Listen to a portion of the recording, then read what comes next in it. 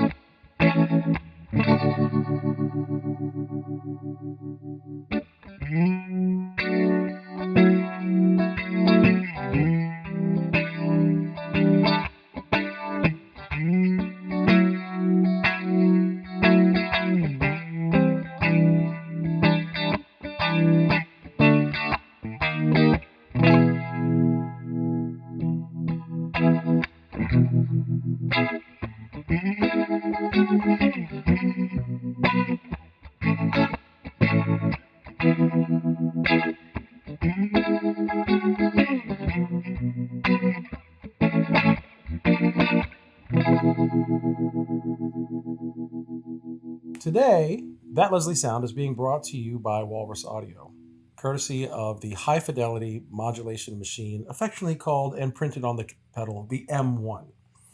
I was when you did that, I was thinking, this episode is brought to you by the letter M. Yes. And the number 1. But before I kick it to the beard to go through all of the features, and there are many, I want to ask you if you consider subscribing and hitting the notification bell so you know what we're up to. And the more interaction with you, the more we get to interact with wonderful people like Walrus Audio and Colt.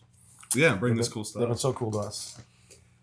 So, we've done 2 episodes. Mm-hmm. We did an episode on just kind of all those like lo-fi features and like some of the special features, I guess. Here's an overview of the pedal. Here's some sounds. Right. Here's some of the special features. So if you want to know more about the lo-fi, if you call it the frying bacon, I think they would rather us call it the vinyl sound. I just call it like I said here. And if you want to know more about that, check out that video. Then we jumped in from our tremolo series. We added it to that. So we did the tremolo sounds. And boy, what a versatile tremolo pedal. Mm-hmm. So today we're jumping into that Leslie sound. There's 3 types. So what's really cool about this, and I can't even remember off the top of my head how many programs it has. I want to say like 6 maybe different programs. Probably wrong on that. Of the types of modulation? Yeah. I'm going to say yes, and then he's going to look it up. 6 maybe. It's been 2 weeks. Yeah. Filter, rotary, vibrato, phaser, and chorus. So 6 sounds right. But each one has multiple types, and this one has 3 different types. So very clever how they incorporated those 3 types. Might be a little more hum than normal too in this episode because the Fender and the Tyler are running. So why don't I click the pedal off? Yep. And if you want to do just a quick. Mm-hmm.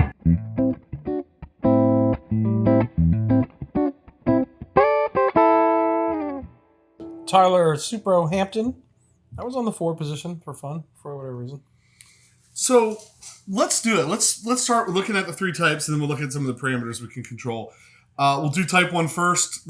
Let Pat play a little bit, then maybe hit the tap button, which in the Leslie mode is going to be your stop or your brake, or your brake or your slow or fast.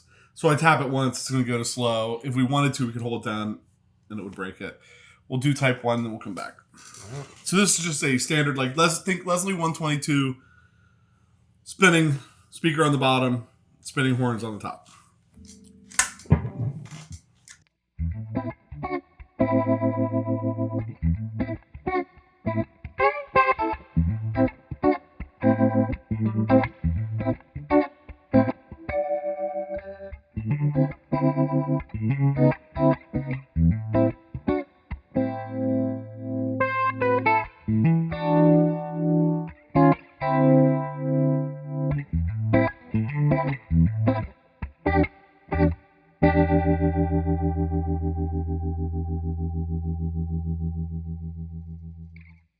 So that's type 1. Mm-hmm.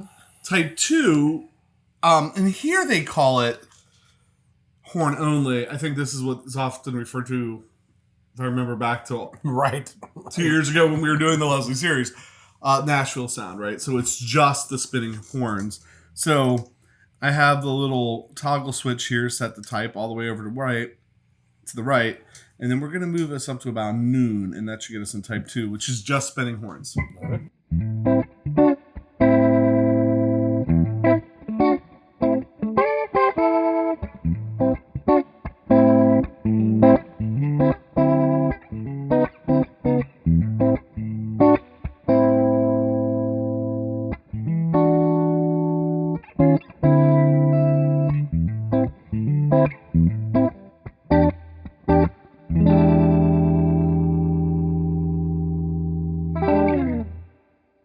Definitely different sound, different vibe. Absolutely. And then type 3, it says drum only. This would be, think, the Leslie 15, or right after Fender bought out Leslie, it became the Vibratone. Mm. So like the Vibratone, Leslie 10, Leslie 15, the Vibratones, think Stevie Ray Vaughan, Cold Shot, that kind of thing, just the drum. Where are we going here? Yeah, there we go. All right.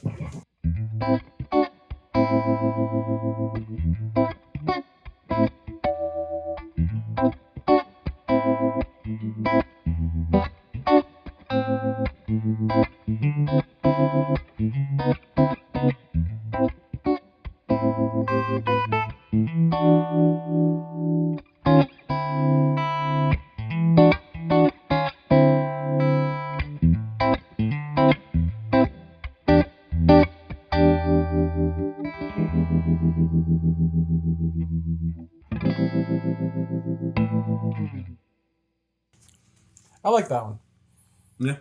Before we did that camera, I like that one a lot. And there's some tremolo-esque sound to that on the tremolo. Yeah, you're true. I was like, hey, I like that. And he goes, that's because it sounds a bit like a tremolo. Right. Not that I dislike the others, but I was like, that felt a little more like home to me. That's great sound, though. All right, I'm going to take it back to just kind of the 122, which one, I don't know. I think most people thinking Leslie sound are thinking that anyway. Just to run through some of the other parameters here. Let's talk speed. Right now, so you have your rate knob. You can set the speed for fast and slow. So if you strum it a couple times, I'm just going to move that around so you can see where the fast is.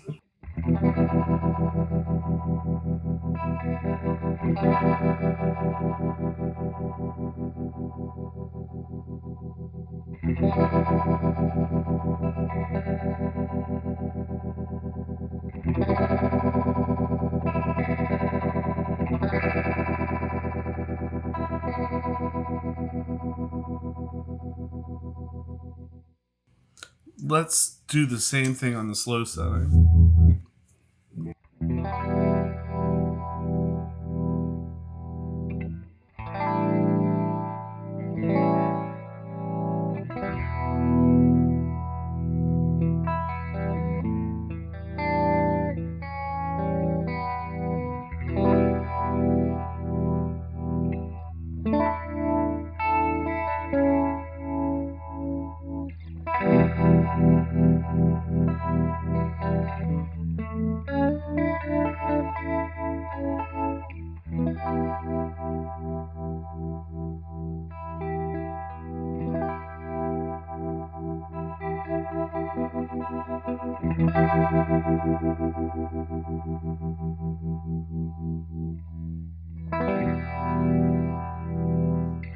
That does sound good.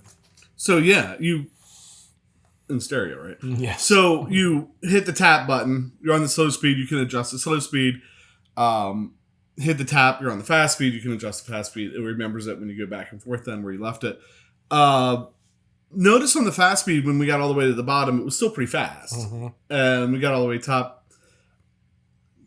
Kind of usable, but not.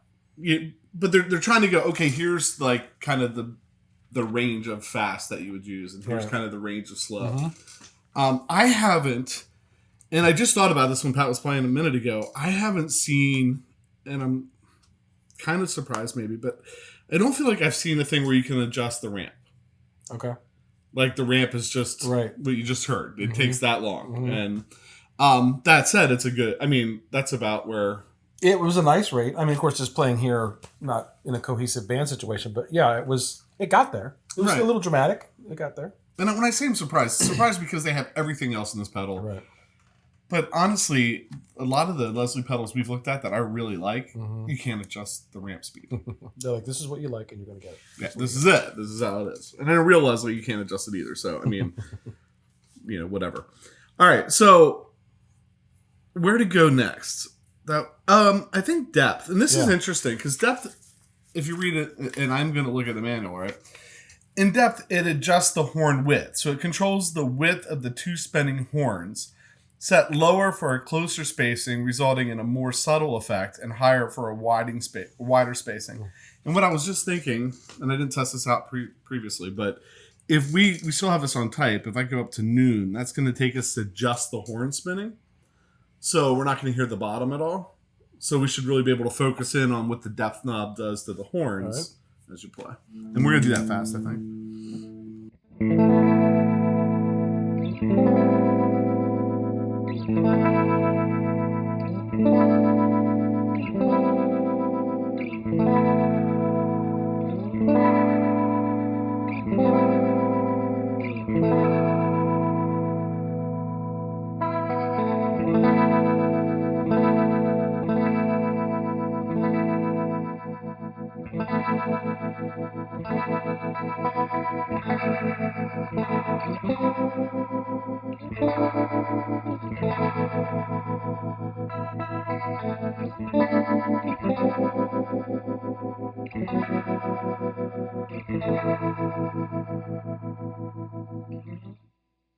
Yeah. I could hear it. What would it sound like all the way to the right, to the one that's very tremolo-y? We're just doing the horn, so that's only the drum, right? Yeah, it shouldn't make any difference. Right. See, look what I learned. Do we want to do it just to prove me right? Or prove me wrong? Or prove me. But we shouldn't hear anything because it's just horns, right?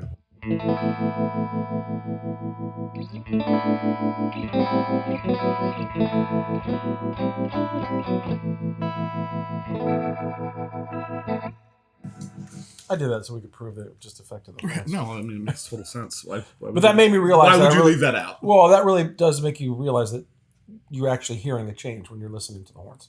Because sometimes it was kind of subtle, and I'm going, am I hearing a difference? But when you turn the knob, when it's just a drum, there's nothing. No change. Right.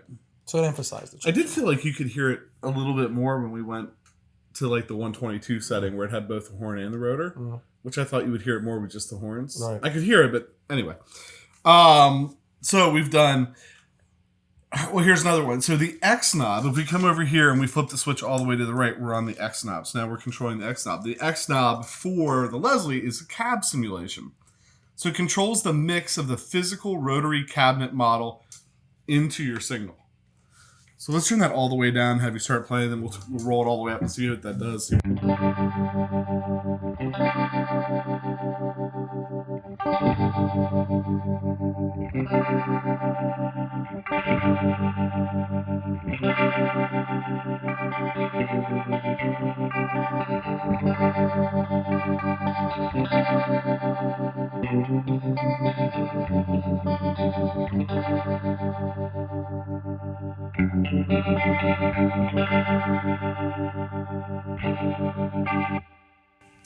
And I'm going to plead ignorance.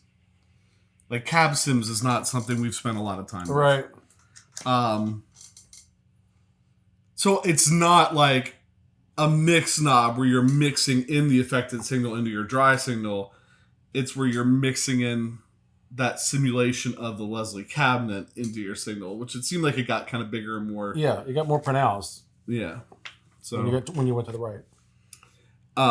And notice, so things I've been thinking through as we do it. When you went to the depth, you're not getting a more deeper, thicker, low rotor. Right. As you turn up the depth, you're affecting the horns. So how do you affect that? Well, I think you affect that by changing the cab sim and some of the other things that we're looking at here, which is the perfect segue into the Symmetry knob, which if we click this over to the middle, Symmetry's mic placement. So you're moving the mic placement. So if you think about this, the closer you have the mics to the cabinet, the more of a throb you're going to get from the Leslie sound because the mic is passing it and there's space between it. As you pull the mics away, it's picking up that kind of sound that's hanging in between. Right. So as we pull the mics away, it should get less. I'm not sure which way they have the knob. Does it even say? Some distance controls the amount of distance between microphones and the rotary speaker. Also increases the size of the room effect introduced by space, which we haven't got the space yet. But all right, so let's turn that all the way down and then we'll blow that up. I would think left is close, but I don't know. What do I know?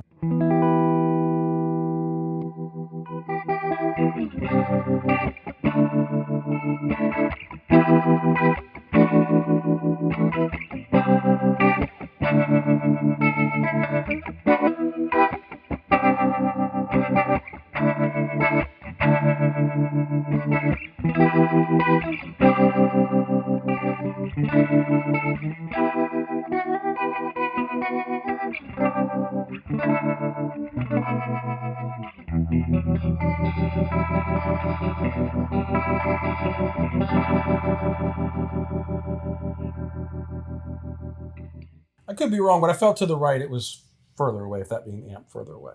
When you had it to the left, it felt like it was closer. You could really hear it. Maybe we're hearing the opposite. All right. One strum and let it ring. Yeah.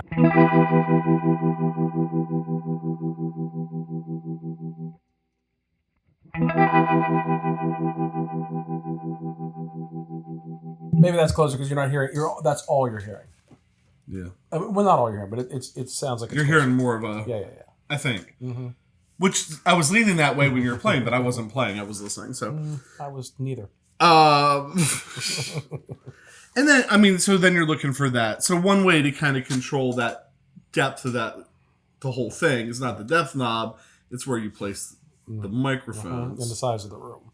And so space is one of the final frontiers. Yeah. Space would be one of the, what's it called? The lo-fi settings. And so typically on these programs, when you start adding space, you're adding reverb. Right. In this program, you're not adding reverb. You're actually controlling the room. For Rotary only, the lo-fi parameter space transforms into a tight room simulation. So I'm going to take it just real quick. Make sure the drive is off. Space is all the way over to the right. Hold down the on-off switch. It starts to blink. Put this where we want space. We're going to start it all the way to the left. And I've been trying to do extremes here instead of rolling the knob slowly because I think it's easier if you can hear the extremes and then know that somewhere in between there's where you want to land. All right.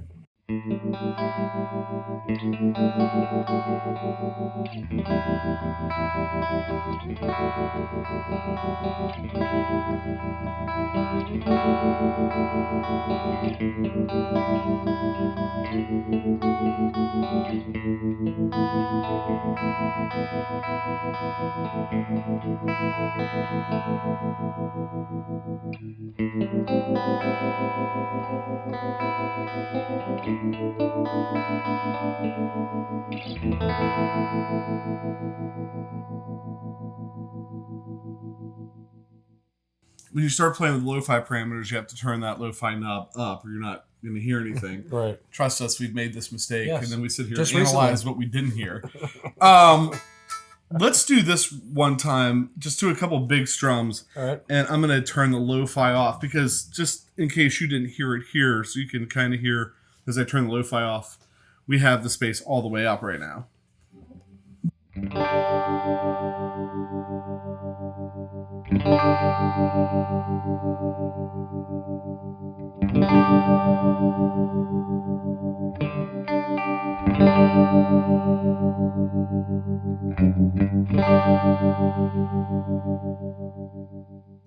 I think there's more of a throb to it when it gets... It felt like it. Okay. And then the other thing we know from the manual is that space works with symmetry, right? So we're going to leave the space all the way up. I'm going to turn the lo-fi all the way up. And let's just run that symmetry knob one time to see if that gets even more pronounced, just for fun.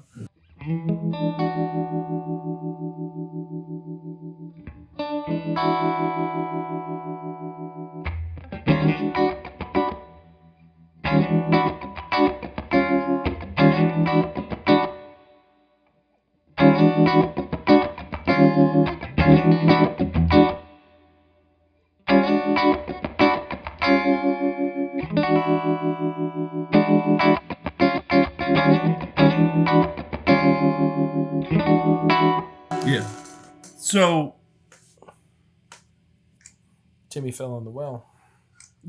yeah, there's some like almost reverbish. It just sounds like the room keeps getting bigger and bigger and bigger. So I think, as far as adjusting the Leslie goes, the fast and the slow, the depth of the Leslie, and keep in mind that low rotor, the depth, you're really going to be playing with mic placement, how big a room you want, how much of the amp sim you want, cabinet sim you want in your signal. That's really where you're controlling that.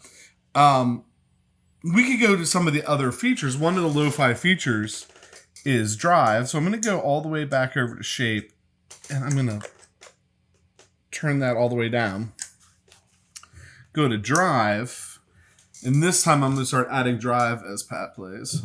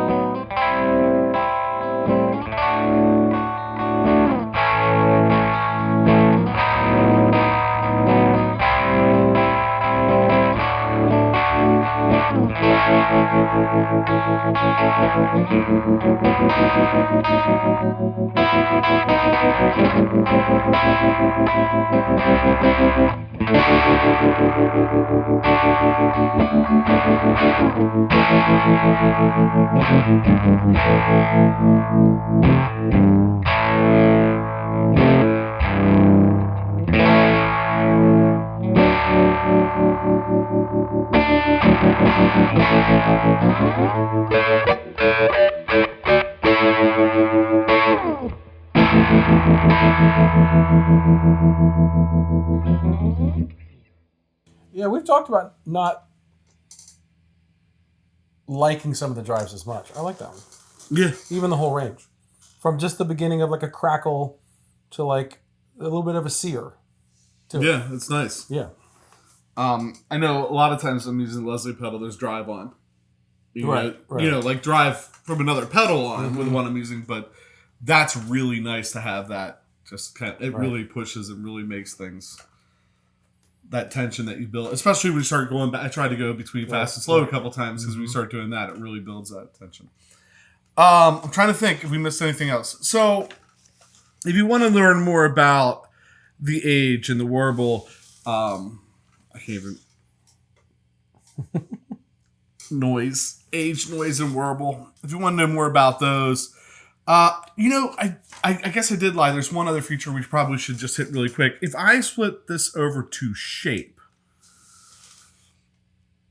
if we were on tremolo, we're looking at between like a sine wave, a triangle wave, and a square wave. I think the shape knob, it doesn't say it in the manual specifically for the Leslie, but I think it's still doing that, and you can get a little bit more. I think you can get a little bit more of that choppiness out of it, but you're gonna have to give like some big chords to see if we can hear it. Yeah. All right.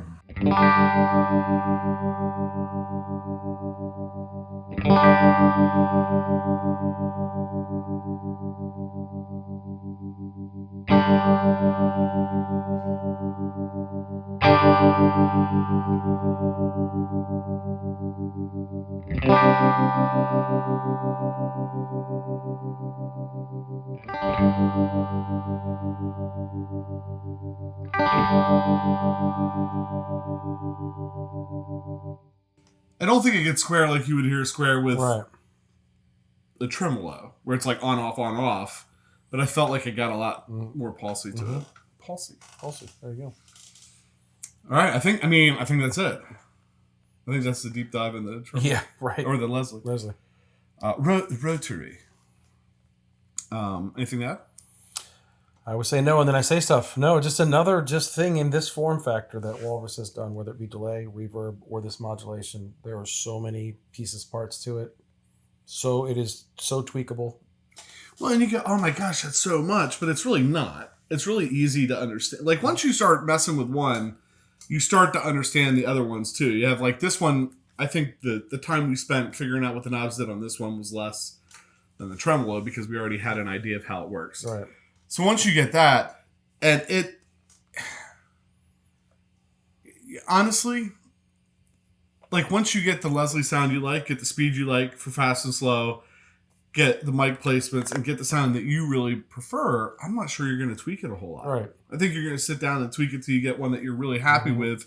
You're going to save it in a preset, and then those times you want. Like, I mean, if you're not a guy that wants a tremolo pedal on his board all the time, wants a Leslie pedal all the time, wants a chorus pedal all the time, wants a phaser all the time, but you're somebody that wants some of those things, it's like perfect, right? You save a couple presets, you can flip through the presets pretty quickly, you can tweak it to your liking, and boom, you're off and running. And it does well, and I don't want to put my foot in my mouth, but all of a lot of these modulation effects, I'm not saying you would never run two of them at the same time.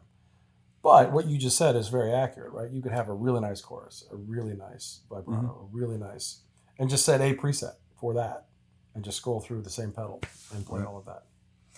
And you get 3 banks of 3, so you have 9 presets, and then if you hook up MIDI to it, 128. The sky's the limit.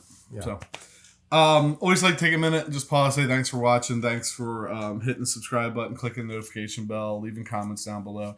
Like Pat said in the beginning, anytime you interact with the show, it really helps us out. It helps us to keep bringing cool stuff. And we appreciate that to no end because we get to keep playing with cool stuff. Check out the website. Link below. You'll find some of the things that we're moving. I'm getting ready to dump a whole bunch of stuff on it. It's been the same kind of things there for a while, but one of the things we need to talk about is what we're going to pull off the shelf and move things around. Right, because we need to get some new stuff in. I guess with that, I'm PJ on behalf of the Beard, reminding no matter what you hear, you never have too much gear. So now let's just add some stuff and play. I guess. Let's get into some of those lo-fi things. Okay. All right.